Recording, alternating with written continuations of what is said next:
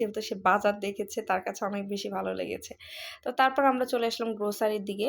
আর যেহেতু ঈদ আর ২ দিন পরেই ঈদ, আজকে ২৯শে রমজান। তো আমরা জানি না যে আগামীকাল ঈদ হবে কিনা? আম হবে না, কারণ যেহেতু সৌদি আরবে।